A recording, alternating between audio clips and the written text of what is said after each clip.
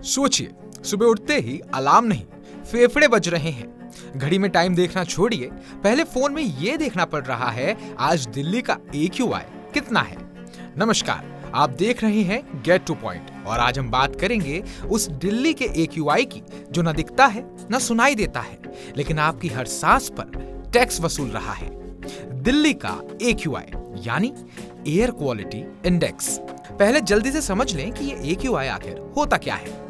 सरकार की central pollution control board यानी CPCB एक नेशनल एयर क्वालिटी इंडेक्स चलाती है, जहां 0 से 500 तक स्केल पर हवा की सेहत नापी जाती है। 0 से 5 यानी गुड, मतलब हवा और फेफड़े दोनों खुश। 51 से 100 सेटिस्फैक्ट्री यानी नॉर्मल शहरों के लिए ठीक ठाक। 101 से 200 यानी मॉडरेट, दमा हार्ट पेशेंट्स को दिक्कत होना शुरू। 201 से 300 पुअर, 301 से 400 वेरी पुअर और 401 से 500 सीवियर या फिर हजार्डियस। यहाँ से शुरू होता है असली खतरा, जहाँ डॉक्टर सलाह देते हैं कि जितना हो सके घरों में रहें।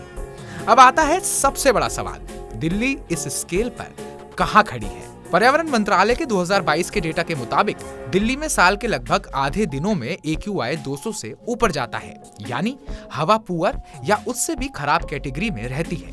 कई रिपोर्ट्स में यह भी सामने आया है कि अक्टूबर से फरवरी के बीच दिल्ली का AQI अक्सर पुअर से सीधे सीवियर और कई बार हजार्डियस लेवल तक पहुंच जाता है। नवंबर 2024 में दिल्ली ने सीजन का सबसे खराब दिन देखा। 24 घंटे का AQI रीडिंग 491, जिसे सीवियर प्लस कहा जाता है, यानी लगभग इमरजेंसी का लेवल। कुछ दिनों में तो दिल्ली दुनिया के सबसे प्रदूषित शहरों की लिस्ट में नंबर 1 पर पहुंच गई थी। AQI 1000 प्लस तक रिकॉर्ड किया गया।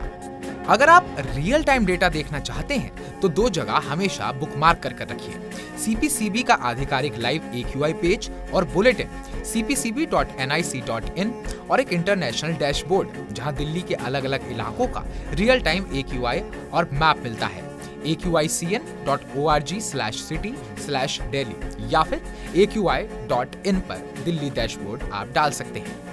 अब कुछ ऐसे फैक्ट्स पर बात कर लेते हैं जो आप अपने दोस्तों को भी सुनाएंगे। वर्ल्ड हेल्थ ऑर्गेनाइजेशन के डेटा और रिसर्च के हिसाब से साल 2019 में भारत में करीब 16.7 लाख लोग वायु प्रदूषण से जुड़ी बीमारियों की वजह से समय से पहले मौत के मुंह में समा गए। एक स्टडी के मुताबिक दिल्ली के कुछ बेहद खराब दिनों में हवा में बैठा PM 2.5 ऐसा इफेक्ट डालता है जैसे आपने दिन भर में 40 से 50 सिगरेटें पी ली हो।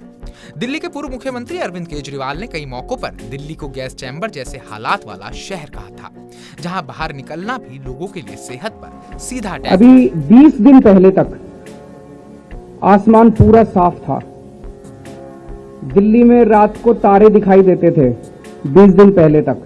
इंटरनेशनल लेवल पर क्लाइमेट एक्टिविस्ट ग्रेटा थनबर्ग ने भी मैसेज दिया, good green policies make for good politics, यानी साफ हवा सिर्फ हेल्थ नहीं, अच्छी पॉलिटिक्स भी है। अब सबसे बड़ा सवाल, सरकार क्या कर रही है?